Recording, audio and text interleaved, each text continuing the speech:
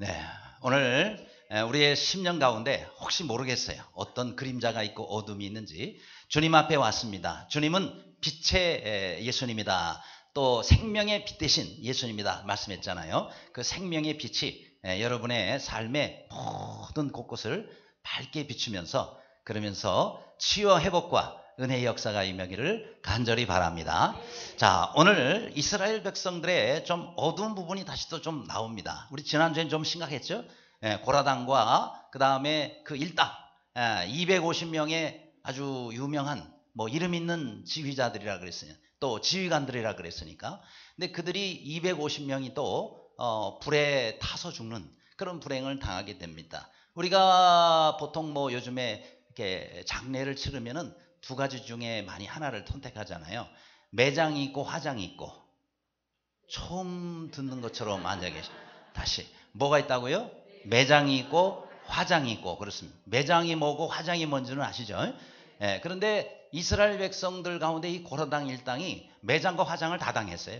그래서 고라당과 그 일당은 땅이 갈라지면서 거기에 이제 매장이 대부분 됐고 그 다음에 250명의 지도자들은 또 여호와 앞에서 불이 나와가지고 불에 의해서 그들이 살라지면서 화장을 또 당하게 됩니다. 자, 그런데 이런 일이 있었을 때에 그 광경을 이스라엘 백성들이 다 봤단 말이에요. 그들이 보는 데서 다 일어난 일이란 말이죠. 자, 그러면은 정말 정신을 차리고 회개하고 정말 하나님 말씀 잘 순종하고 그래야 되잖아요. 근데 이스라엘 백성이 또다시 범죄를 합니다.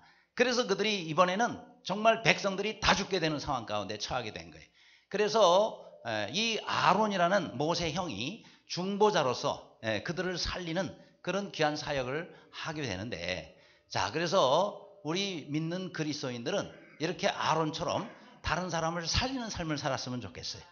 여러분 우리가 이 땅에 사는 거는 사람을 죽이기 위해 사는 게 아니잖아요. 살리는 삶을 살아야 되는 거죠. 아무쪼록 매일매일의 우리의 삶 가운데 주님 나라 갈 때까지 다른 사람을 살리며 사는 모두의 삶이 되기를 간절히 바랍니다. 자, 그럼 우리가 사람을 살리기 위해서 우리는 어떤 삶을 살아야 되느냐, 또 어떻게 살아야 사람을 살릴 수 있겠느냐 하는 거예요. 첫째로 멀리 버리자라는 거예요. 제일 중요한 거는 먼저 멀리 버려야 돼요. 왜 멀리 버리는 것이 우리가 사는 것과 관계가 있는지 한번 보겠습니다. 37절 오는 본문인데 너는 제사장 아론의 아들 엘르아살에게 명령하여 붙는 불 가운데서 향로를 가져다가 그 불을 다른 곳에 쏟으라. 그 향로는 거룩함이라 그랬어요. 이 거룩한 향로가 지금 죄악된 사람들이 하나님 앞에 드렸던 그 불을 감당할 수가 없는 거예요. 그래서 향로에서 쏟아버리라는 거예요. 자, 그러면 이 불이 도대체 무슨 불이냐? 아까 말씀드렸던 250명의 이름 있는 지도자들이 이렇게 모세와 아론을 대적하면서 하나님 앞에 향로불을 갖다가 드렸단 말이에요. 그런데 그 불을 하나님이 받으실까요? 안 받으실까요? 안 받으세요. 왜요? 불순종하는 사람들이 하나님 앞에 드리는 거 하나님이 받지 않으십니다. 여러분 우리가 하나님 앞에 온다고 다 예배 드리는 것도 아니고요. 하나님께 드린다고 다 받으시는 게 아니에요. 하나님께 합당치 않은 것들은 하나님이 거부하십니다. 아무리 내가 하나님께 드린다 하더라도 내가 불순종하고 하나님 말씀대로 살지 않으면서 하나님 앞에 바친다고 하나님 앞에 하나님 받으시지 않는다라는 것입니다. 그래서 250명이 하나님 앞에 드렸던 그 불을 전부 밖에다가 갖다 버리라 라고 말씀했던 것입니다. 자, 그런데 이 불을 그러면 어디다가 버리냐는 거예요. 보통 이스라엘 백성들이 자기들의 이제 진영에서 광야에 텐트 치고 살면서 그걸 진영이라고 그러잖아요. 그 진영에 살면서 거기서 살다 보면 재들이 나오잖아요. 불을 쓸 때에 재가 있고 그 다음에 또 제사를 드릴 때에 그 제단에서 나오는 또 재들이 있습니다. 번제로 태워서 드릴 때 또 짐승이 타고 그리고 남은 재 그런 것들이 있잖아요. 이거를 전부 진영 밖으로 갖다가 버립니다. 진영 밖으로 갖다가 버리는데 그 진영 밖에 버리는 재들보다 더 먼 곳에 버려라. 더 먼 곳에, 그러니까 아주 멀리다가 갖다가 버리라는 거예요. 아예 보이지도 않고. 그 다음에 버릴 때는 다 아주 흩어버리라 그랬어요. 완전히 다 흩어버리라. 자, 이걸 통해서 우리가 배울 수 있는 게 있어요. 그것은 뭐냐면은 우리가 하나님 앞에 올 때에 내가 하나님 앞에 합당치 않은 것들이 있다면은 다 버리라는 거예요. 다 주님 앞에 올 때는 버리고 오시기를 바랍니다. 자, 그러면 하나님 앞에서 버려야 할 것들이 뭐냐? 여러분, 우리가 교회에 올 때 가져와야 할 것이 있고 버리고 와야 할 게 있어요. 우리가 하나님 앞에 온전히 드려야 될 것들은 가지고 와야 되겠지만은 버리고 올 것들이 뭐냐면은요, 우리의 한 주간 동안 삶을 살면서 지은 죄들이 있잖아요. 다 버리고 오시기를 바랍니다. 오늘 혹시 교회 올 때 죄 싸들고 오신 분이 있다면 여러분 나가실 때 다 버리고 가시기를 바랍니다. 우리가 하나님께서 기뻐하시지 않는 것들이에요. 그래서 예배 드리러 올 때는 먼저 내 몸과 마음이 정결한 상태로 예배를 드려야 그 예배를 받으십니다. 그래서 여러분 늦더라도 예배 시작하기 전이라도 아이고 하나님, 내가 지난주에 이런 죄를 지었는데 하나님께서 합당하지 않은 그런 죄입니다. 하나님, 이거 이 시간에 버립니다. 뭐예요? 회개하라는 거예요. 회개는 버리고 다시 새롭게 되는 겁니다. 그래서 하나님 앞에 내가 지은 죄들 다 버리시기를 바랍니다. 그리고 습관들이 있어요. 하나님 기뻐하시지 않는 습관들, 온전치 못한 습관, 이 습관들도 버리라 그랬어요.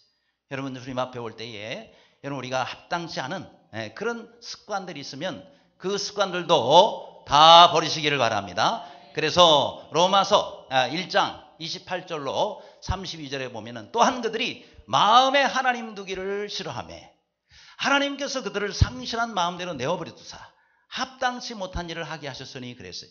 그래서 모든 불의, 추악, 탐욕, 악독, 사기 가득한 그 다음에 시기, 살인, 분쟁 가득한 자요. 그 다음에 수군수군하는 자요. 비방하는 자요. 하나님 미워하시는 자, 능욕하는 자요. 교만한 자요. 무정한 자요. 무자비한 자요. 계속 나옵니다. 이 같은 일을 행하는 자는 사형에 해당하고 하나님의 정하심을 알거든. 그 일을 행할 뿐만 아니라 또한 그 일을 행하는 자를 옳다 하느니라 라고 말씀하고 있는 내용입니다. 근데 시작 부분이 마음에 하나님 두기 싫어하는 그들이요, 합당치 못한 일을 하게 하셨단 말이에요. 그럼 여러분이 저걸 잘못 해석을 하면요, 하나님께서 합당치 못한 일을 하게 하시면서 왜 그들을 잘못했다 그러시냐? 그 뜻이 아니에요. 그 위에를 보세요.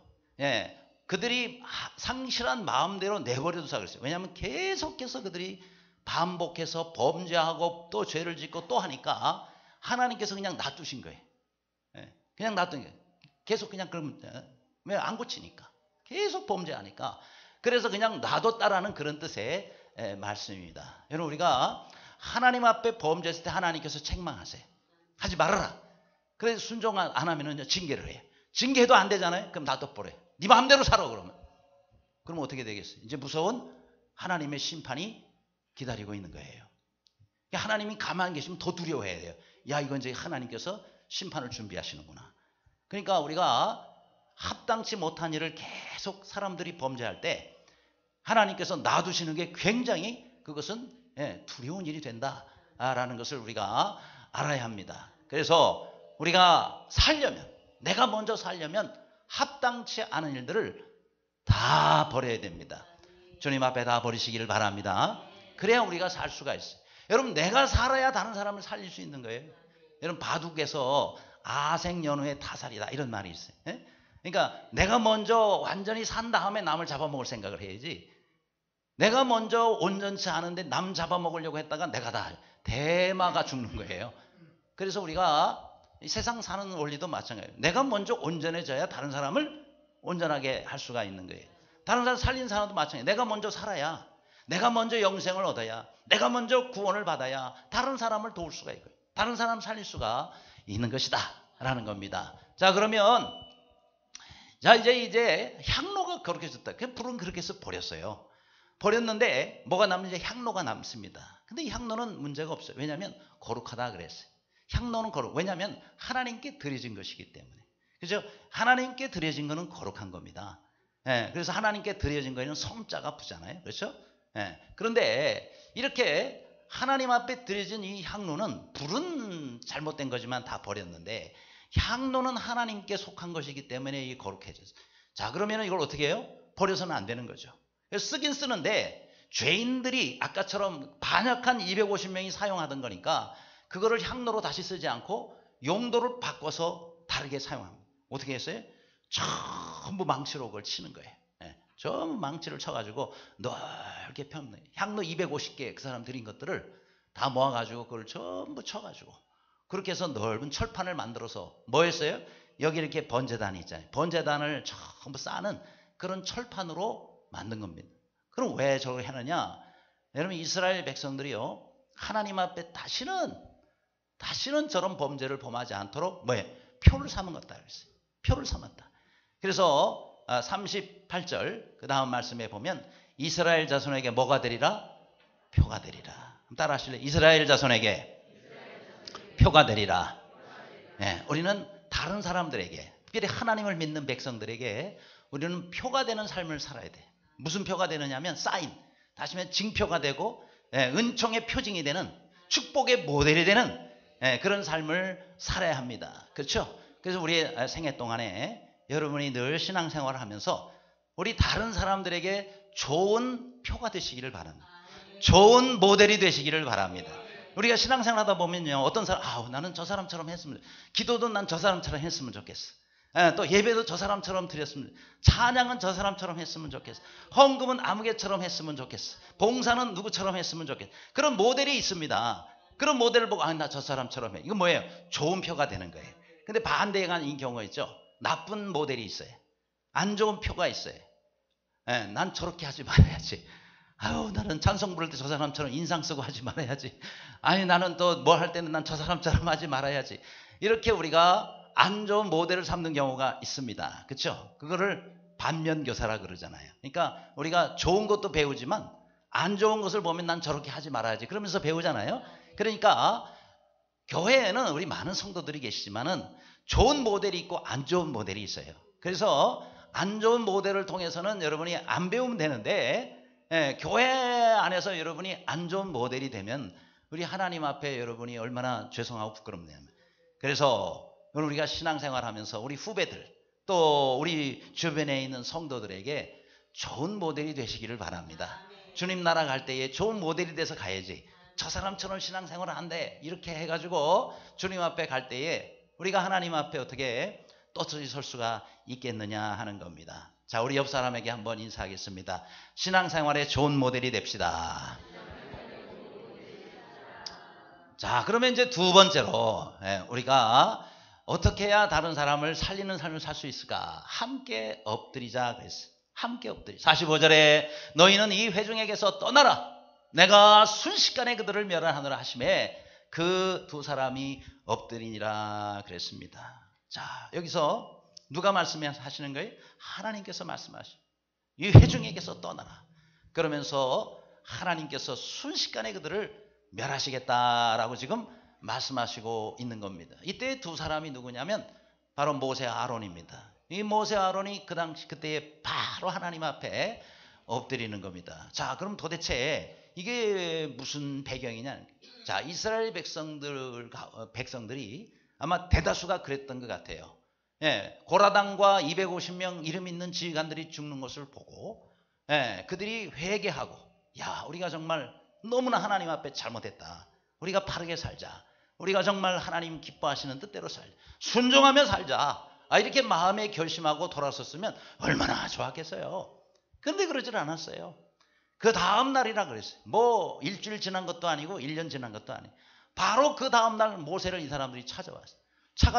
찾아와가지고 어떻게 했어요? 손에 저렇게 돌을 들은 걸로 이렇게 보여주지만 사실은 성경에 보면은 모세와 아론을 치려고 왔다 그랬어요. 이 친다는 것이 두 가지가 있는 것 같아요. 하나는 이렇게 뭐 돌이나 막대기 같은 걸로 때리는 그런 것도 치는 거지만 말로 치는 것도 치는 겁니다. 그렇죠? 말로 비난하고 말로 공격하고 항의하고 그 다음에 따지고 이런 것도 말로 치는 거예요. 여러분 우리가 뭐 주먹으로 맞아서도 아프지만요 말로 얻어맞는 거는 더 아픈 거예요. 그렇잖아요? 말로 얻어맞는 거는 평생 상처로 남을 수도 있습니다. 그런데 누가 잘못했어요? 지금 이스라엘 백성들이 그 가운데 고라당들이 특별히 잘못해가지고 하나님의 심판을 받았는데 이들이 와가지고 뭐라고 공격해요? 너희가 여호와의 백성을 죽였도다 이랬어요. 성경에 나와 있는 표현 그대로 너희가 여호와의 백성을 죽였다. 누가 죽였대? 모세와 아론이 죽였다는 거예요. 아니 왜 모세와 아론이 죽었습니까? 그들이 하나님 앞에 반역하고 불순종했기 때문에 하나님의 심판을 받아 매장과 화장을 당한 것인데 지금 모세와 아론 지도자를 찾아가는 너희 때문에 여호와의 백성들이 죽었다고 이렇게 공격을 하고 있는 거. 얼마나 그러니 사실 마음에 이 아픔과 고통이 있었겠습니까? 뭐 하는 거예요? 원망한 거예요. 그들이 이제 원망하는 거예요. 그러니까 하나님께서 뭐라 그러세요? 45절 말씀에 이렇게 말씀합니다. 내가 순식간에 그들을 멸하라. 하나님이 대단히 진노하셨어요. 왜냐하면 그 광경을 눈앞에서 똑똑히 보고도 회개하지 아니고 또 찾아와가지고 원망하고 또 하나님 앞에 범죄를 하니까 너희들은 진짜 안 되겠다. 그래가지고 하나님께서 그들을 순식간에 멸하려고 이제 심판을 하시는 그런 상황이 매우 급한 상황입니다. 자, 이때 모세와 아론이 어떻게 했어요?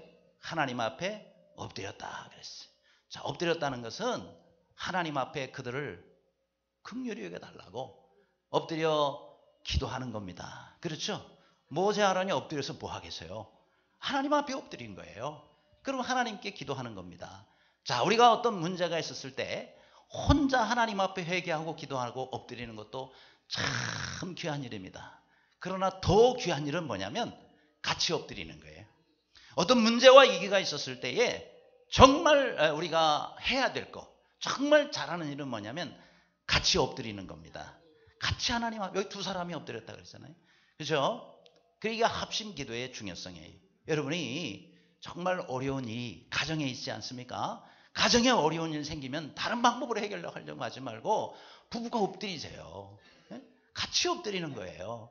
만일 뭐 다른 사람이 안 엎드리려고 그러면은 애를 붙잡고 애하고도 같이 엎드리든지 어쨌든 같이 엎드리는 거예요. 그게 살 길입니다. 또 여러분 우리가 사랑방에 문제가 있다. 사랑방 식구들이 같이 엎드려야 돼요.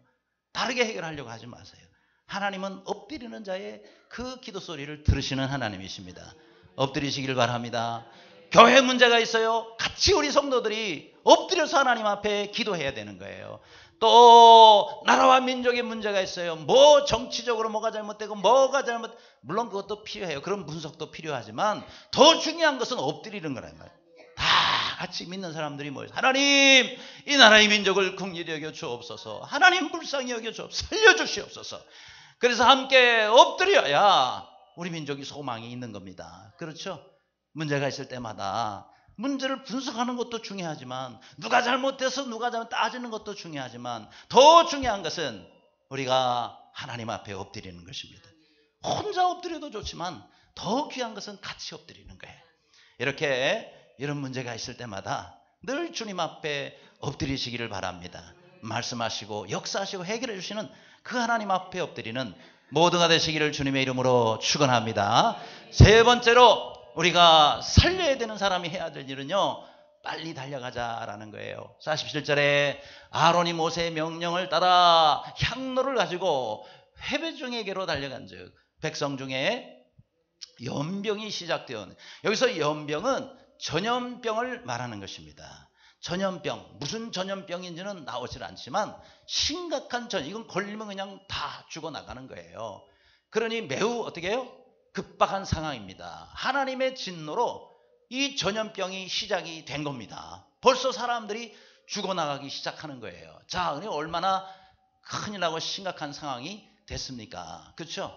그러니까 이 아론이 모세의 명령을 받아 그래 향로에다가 불을 펴가지고 그리고 백성들에게로 가는 거예요. 그렇죠? 왜요? 백성들 사이에 이미 하나님의 심판이 시작이 됐기 때문에. 그럼 왜 모세가 가지 않고 모세가 자기 형 아론을 시켰냐?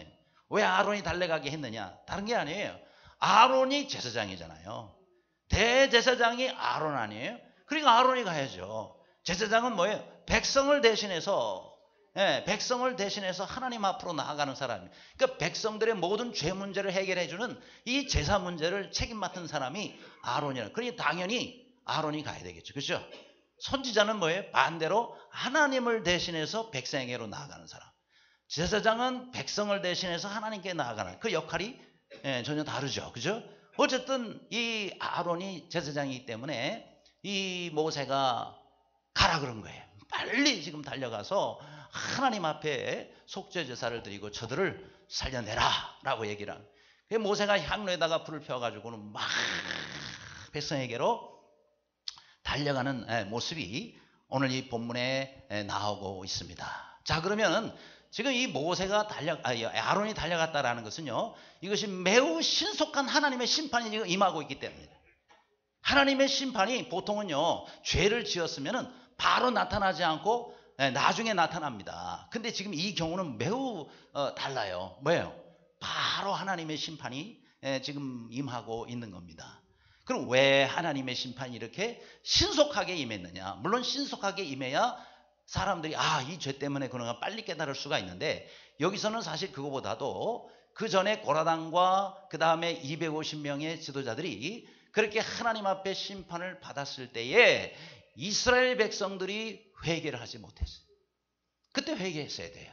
다시 말하면 그들이 회개를 거부하고 회개할 기회를 놓쳤기 때문에 하나님의 신속한 심판을 받게 된 것이다. 오늘도 마찬가지입니다. 여러분, 우리가 하나님 앞에 어떤 범죄를 했더라도 빨리 회개해야 되는데 하나님께서 회개할 기회를 주시는데도 불구하고 회개하지 않으면 뭐가 임해요? 하나님의 심판이 오게 된단 말이죠. 이스라엘 백성들이 회개하지 않았어요. 고라당이 벌써 죽었을 때 보았잖아요. 그럼 빨리 회개했어야 돼요. 그 가운데 옳지 못한 마음, 잘못된 마음을 가졌다 그러면은 적극 가담자는 아니더라도 빨리 하나님 앞에 회개하고, 하나님 제가 잘 몰랐습니다. 하나님 제가 이거 잘 몰랐습니다. 하나님 회개합니다. 하나님 용서해 줘. 이렇게 했어야 하나님의 심판으로부터 벗어난단 말이에요. 근데 그렇지를 못해서 스스로 심판을 자초해요. 또 한 가지는요, 반드시 하나님 앞에 범한 죄는 속죄가 필요하다라는 거예요. 그런데 이스라엘 백성들, 그들은 범죄를 했는데 속죄할 수 있는 그런 것이 아무것도 없었어요. 왜요? 첫째, 회개도 하지 않았고, 그리고 그들의 죄를 속죄를 해야 되는데 모세와 아론이 가만히 있으면 속죄할 수 있는 길이 없는, 다시 말하면 용서받을 수 있는 길이 없다라는 거예요. 여러분, 우리가 죄를 짓고 난 다음에 내가 잊어버리면 되는 거예요? 내가 죄를 짓고 난 다음에 잊어버리면 그냥 그 죄가 없어지는 거냐고요? 절대 그렇지 않습니다. 죄는 남아있다. 내가 잊어버려도 죄는 그대로 남아있는 거예요. 그렇잖아요? 여러분, 강도짓을 하고 내가 잊어버리면 되는 거냐 말이죠. 그러면 끝나는 거예요? 아니에요. 그 강도짓의 피해자가 남아있잖아요. 내가 범한 죄가 남아있잖아요. 언제든지 발견되면 나는 그대로 처벌을 받는 거란 말이죠. 그러니까 하나님 앞에 이스라엘 백성이 범죄했는데 이거 해결하려면 어떻게 해야 돼요? 그 죄를 빨리 속죄를 받아야 되는 거예요. 그러니까 그 제사를 드리기 위해서 아론이 향로를 가지고 그리고 백성들에게로 달려갔다라는 것입니다. 그래요. 여러분, 우리가 정말 다른 사람을 살리기 위해서는요, 지금 달려가야 되는 거예요. 그들이 왜 어디로 갔기 때문에 점점 사망으로 달려가고 있지 않습니까? 그럼 우리가 해야 할 일이 뭐예요? 그들을 살리기 위해서 달려가야 되는 거예요. 여러분, 우리 주변에도 이렇게 하나님께로부터 심판을 받게 된 그런 사망으로 가는 사람들이 얼마나 많습니까? 우리는 달려가야 돼요. 누구한테요? 그들에게, 아직 주 예수 그리스도를 모르고 또 주님으로부터 영생을 받지 못한 사람들에게 달려가야 돼요. 근데 아론이 향로를 들고 간 것처럼 우리는 뭘 들고 가야 돼요? 복음을 들고 가야 되는 겁니다. 향로가 그들의 죄를 속해주는 거예요. 마찬가지로 복음이 그들의 죄를 사해주는 통로가 되는 거예요. 따라서 여러분, 우리가 이웃에게 달려갈 때는 돈 들고 가는 것도 필요한 것이 아니고요, 무슨 먹을 걸 들고 아니에요. 그들을 살릴 수 있는 바로 복음을 들고 가야 되는 거예요. 그래서 복음 들고 우리가 그들에게 갈 때 그들은 이 복음을 통해서 살 수가 있는 겁니다. 그래서 우리는 하나님께서 우리에게 주신 이 복음의 말씀이 뭐예요? 예수 그리스도께서 나를 위해서 십자가에 달려 돌아가셨다는 거죠. 그래야 진정한 속죄가 일어나는 겁니다. 여러분, 주님께서 이 땅에 오셔가지고 우리를 위해서 대신 속죄 제물이 되어주신 거예요. 십자가에 달려 돌아가셨다라는 것은 내가 죽어야 할 그 죽음을 예수님이 대신 준 거예요. 내가 받아야 할 그 형벌을 주님께서 대신 받아주고, 내가 받아야 할 그 고통, 또 내가 흘려야 할 피를 예수님께서 대신 흘려주시고 받아주셨다는 거죠. 그렇기 때문에 나는 주님 앞으로 갈 때에 내 모든 죄가 다 용서함 받고 내가 살 수가 있는 거예요. 내 죄를 어떻게 해서 속죄할 수가 있어요? 내가 지금까지 지은 죄, 앞으로 지을 죄까지 어떻게 이걸 속죄할 수가 있어요? 내가 내 스스로 속죄할 수가 있어요? 여러분, 강도가 강도질 해놓고 스스로 속죄할 수가 있냐고요? 그 죄를 스스로 없앨 수가 있어요? 못 없앱니다. 그거는요, 그것을 온전히 속죄할 수 있는 죄의 값을 자기가 치러야 되는 거예요. 치러야 속죄가 될 수가 있는 거예요. 그런데 그것을 대신 치러주신 분이 바로 우리 구주 예수 그리스도예요. 우리 주님이 나 대신 십자가에 달려서 나 대신해서 이것을 전부 속죄를 해주셨어요. 그래서 주님 앞에 나아가는 사람은 우리가 온전히 죄사함을 받게 되는 것입니다. 그래서 하나님 앞에 용서함 받게 되는 겁니다. 그래서 이번에 우리가 창립 17주년, 왜 창립 17주년에 우리 교회에 또 행복 콘서트라는 것을 하게 되느냐. 그것은 바로 다름이 아니라 우리 하나님께서 우리에게 주신 이 복음을 담대하게 전하고 증거하기 위해서다라는 겁니다. 자, 이 행복 콘서트는요, 이번에 우리가 하나님께서 우리 교회에 창립 기념일에 주신 그와 같은 아주 귀한 기회예요. 무슨 기회냐면 이 땅에 죽어가는 사람들, 그들을 주님께 인도하라고 하나님께서 우리에게 또 주신 매우 귀중한 기회입니다. 죽은 사람을 살리는 거예요. 그래서 달려가는 거죠. 자, 여러분 성경에도 보면 누가 있어요? 사마리아 여인이 있죠. 이 사마리아 여인이 사실은 굉장히 어려운 상황 가운데 어려운 발걸음으로 한참 대낮에 그 우물가로 가서 물을 기릅니다. 사람이 잘 오지 않는 그런 아주 햇빛이 뜨거운 정오경에 난 12시경에 물을 기르러 갑니다. 그런데 예수님은 이것을 이미 알고 일부러 사마리아 길로 통행합니다. 유대인들이 사마리아 길을 일부러 피합니다. 돌아가요. 왜냐하면 거기 있는 사람들은 전부 혼혈족이 돼가지고 그렇게 해서 하나님의 거룩한 백성으로서 피가 섞인 사람들이다. 그래서 상종을 안 합니다. 대화만 하더라도 부정 탔다 그래서 제사를 따로 지내야 될 정도. 돌아가는데 예수님은 그 길을 통해서 가는 거예요.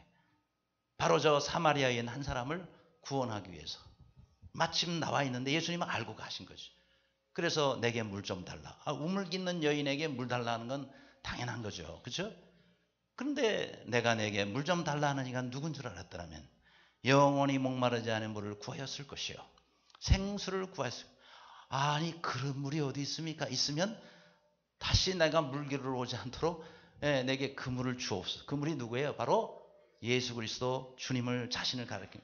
영원히 목마르지 않은 생수 대신 예수 그리스도를 거기서 증거하는 거죠. 이 여인이 메시아를 만났습니다. 그리고는 동네 사람들에게도 달려가요. 막 뛰어갑니다. 여보세요. 원래 동네 사람들을 피해서 혼자 살짝 나온 건데 이제는 동네 사람들을 찾아가요. 내가 메시아를 만났습니다. 어서 오세요. 그 예수님께로 갑시다. 그래서 동네 사람들을 다 불러가지고 예수님께로 인도하잖아요. 동네 사람들 다 사는 거예요. 그렇죠? 여러분 우리가 사람을 살리려면 어떻게 해요? 달려가야 되는 거예요. 여기에 나오는 빌립 오른쪽의 그림이죠. 에티오피아 내시에게 세례를 베풉니다. 원래 이 사람을 만날 멀리 있었단 말이에요. 성령께서 감동을 주고 광야로 가라. 광야로 가가지고 가보니까 멀리서 그 마차가 사람들의 수행을 받아 가는 겁니다. 이 빌립이 성경에 보니까 달려갔다 그랬어요. 팍 뛰어가가지고 하나님께서 주신 그 감동을 따라 저 사람에게 복음을 전합니다. 마침 성경을 펴서 이사야서 부분을 읽고 있는 거예요. 그 복음을 전합니다. 그래서 거기서 세례를 받고 구원받아 이 사람이 에티오피아에 가서 또 에티오피아를 복음하는데 결정적인 역할을 하지 않습니까? 여러분 우리가 사람을 살리려면 달려가야 되는 거예요. 이번에 우리 창립 17주년 기념일 때 여러분 주보 안에 5장씩 저 초청장을 넣어드렸어요. 그렇다고 5장이 맞나 지금 세볼 필요는 없어요. 여러분이 거기다가 초청장 되어 있는 뒷면에 보면은 여러분 성함을 쓰셔야 돼요. 그래가지고 그것을 전달해 주시기를 바랍니다. 그래서 그들을 이번에 주님 앞에 꼭 인도할 수 있는 그런 이번 행복 콘서트가 되기를 간절히 바랍니다. 끝으로 우리가 사람을 살리려면 어떻게 되느냐? 사이에 서자 그랬습니다. 자, 이 사이에 선다는 거 48절입니다. 죽은 자와 산 자 사이에 섰을 때에 연병이 그치니라 이렇게 말씀했습니다. 죽은 자와 산 자 사이에 누가 선 거예요? 아론이 선 거예요. 아론이 그들 가운데 선 거예요. 자, 그러면 죽은 자와 산 자 사이에 섰다. 이 말이 도대체 어떤 의미가 있느냐라는 겁니다. 자, 첫 번째는 죽은 자와 산 자 사이에 섰다. 라는 것은 그들을 살리기 위해서 그 사이로 들어간 겁니다. 그러니까 왜 들어갔느냐? 살리기 위해서 들어간 거예요. 또 하나는 뭐냐? 죽음의 자리에 서는 거예요. 왜 죽음의 자리에 서는 거죠? 여러분, 죽은 자와 산 자 사이에 섰다는 건요, 다음 죽을 차례는 이 사람이라는 거예요. 계속 사람들이 죽어 넘어갑니다. 그런데 그 사이에 섰다라는 것은 다음 차례는 내 차례다. 그러니까 죽음을 각오하고 가지 않으면 거기 설 수 없는 자리입니다. 또 나머지 모든 살아있는 사람들을 다 살리기 위해서 하나님, 이제 누구든지 쓰러질 사람이 있다면 그 첫 번째 사람이 내가 되게 해줘, 이런 얘기예요. 나머지 지금 살아있는 사람 더 이상 죽어서는 안 됩니다. 이제 첫 번째 죽는 사람이 나온다면 그게 죄가 되게 해 주옵소서. 죽기를 각오하고 서야 그 사이에 들어갈 수가 있습니다. 다른 자리가 아니잖아요. 계속 사람들이 죽어 넘어가는 그 사이에 섰다는 얘기는, 그거는 그야말로 삶과 죽음의 갈림길에 선 것이고, 하나님 죽어야 된다면 저를 죽이세요. 그러나 여러분이 아론은 죽을 이유가 없는 사람이에요. 그러면 하나님께서 다 죽이겠다 그러면 아론까지 죽이고 다 죽이셔야 되지만, 아론이 그 사이에 서서 그들을 위해서 속죄를 하고 대신 하나님 앞에 그들을 위해 속죄하고, 그리고는 그 자리에 섰을 때에 하나님께서 그 아론을 보시고 그 나머지 모든 이스라엘 백성들을 살리셨다라는 겁니다. 여러분, 우리가 안희숙 여사 전에 들어보셨죠? 안희숙 여사는 우리나라가 일제시대에 있을 때에 하나님께서 주시는 말씀을 듣고, 그리고는 국회로 박관준 장로님이라는 분하고 일본 국회 같은 거, 국회로 찾아갑니다. 그 얼마나 경비가 삼엄합니까? 그런데 하나님께서 그들의 눈을 다 가려버리세요. 저 죽으면 죽으리라 저 책에 다 나오는 얘기입니다. 하나님 눈을 가리셔가지고요, 큰 거기다 이제 국회에다가 뿌릴 거 말이죠. 그거를 전부 준비해가 들어가는데 그 눈이 다 가려가지고 그냥 다 통과 들어가가지고 청중석에 앉아 있다가 결정적일 때 이걸 뿌립니다. 하나님께서 유황불로 일본을 심판하시리라, 그 내용을 던집니다. 쫙 펴지면서, 그러면서 이제 일본 국회는 난리가 났죠. 그래서 당장 두 사람 체포돼 가지고 저 안희숙 여사는 평양으로 압송이 됩니다. 그때부터 이제 감옥 생활을 해요. 그런데 처형날, 사형 당하기 불과 며칠 전에 하나님의 은혜로 해방이 이루어지는 거예요. 그래서 처형되지 아니하고 저 안희숙 여사가 이렇게 나중에 미국으로 건너가서, 그때 결혼하신 분이 김동명 목사님인가 그렇죠? 그래서 개척하신 교회가 바로 LA에 있는 한인 침례교회예요. 거기서 목회를 하시다가 하나님께 부르심을 입었어요. 자, 이 안희숙 여사가 쓴 책 죽으면 죽으리라, 그 다음 나온 책이 죽으면 살리라, 그 다음 나온 책이 그럴 수도 있지, 뭐 이런 책이라 그래요. 그런데 죽으면 죽으리라 저 책을 보면, 야, 감옥에서 어떻게 그렇게까지 살 수가 있을까? 그런데 말이죠, 이렇게 죽으면 죽으리라 각오를 하니 하나님이 이분도 살리시고 이분을 통해서 우리 나라도 살리시고, 또 하나님께서 얼마나 많은 사람들을 살립니까? 여러분, 우리가 이런 각오로 중보자의 자리에 섰을 때에 하나님께서 살려주시는 거예요. 아브라함도 롯을 살리기 위해서 죽기를 각오하고 나아갑니다. 그 조그만한 몇 명의 그 군사를 가지고 연합군을 물리치고 이기지 않습니까? 유다도 그럽니다. 베냐민을 대신, 자기 동생을 대신해서 내가 그를 담보하리라, 대신 죽음의 자리로 갔을 때 베냐민도 살고 자기도 살고 요셉도 나타나고, 그리고 이스라엘 백성들을 살리는 그런 사역을 감당하게 되는 것입니다. 그렇죠? 에스더도 그랬잖아요. 왕 앞에 나아가면, 허락이 없는데 나가면 죽는 거예요. 죽으면 죽으리라 금식하며 나아갈 때 자기도 살고, 그렇죠? 이스라엘 백성을 다 살리지 않습니까?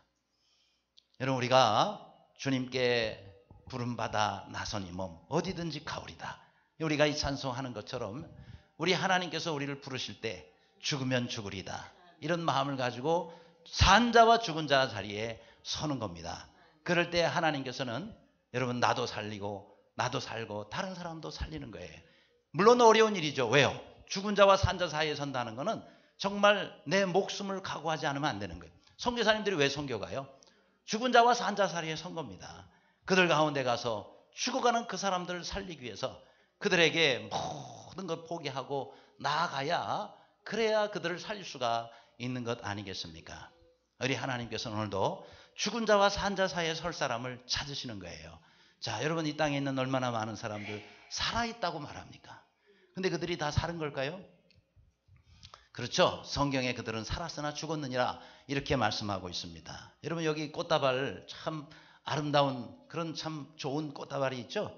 이 꽃들이 냄새도 향기롭고 멀쩡하게 살아있는 것 같지만 질문하겠습니다. 산 꽃이에요? 죽은 꽃이에요? 죽은 꽃이에요. 이거 헷갈려서 살았나? 이렇게 생각하시는 분은 없기를 바랍니다. 뿌리에서 잘려진 저 꽃다발에 있는 꽃은 다 죽은 꽃입니다. 그렇죠? 왜요? 뿌리에서 잘려졌잖아요. 생명의 근원에서 잘려졌잖아요. 죽은 꽃입니다. 아무리 멋있고 향기로워도 죽은 꽃이에요. 여러분 이 땅에 있는 많은 사람들 보잖아요. 그럼 여기다가 산자, 죽은 자 절대 안 붙이고 다녀요. 근데 하나님은 다 아시잖아요. 예수 그리스도를 믿지 않고 생명의 근원에서 끊어져 있는 사람들은 살은 것처럼 보이지만 죽은 자예요. 왜 죽은 자냐? 목숨은 있는데요. 생명이 없어요. 무슨 생명이냐면 영생입니다. 여러분 목숨이 있는 사람이 영생을 곧 가진 것은 아니죠. 그렇죠? 목숨이 있더라도 영생이 없다 그러면 그거는 죽은 자예요. 왜요? 영원한 사망 가운데 처할 자란 말이에요.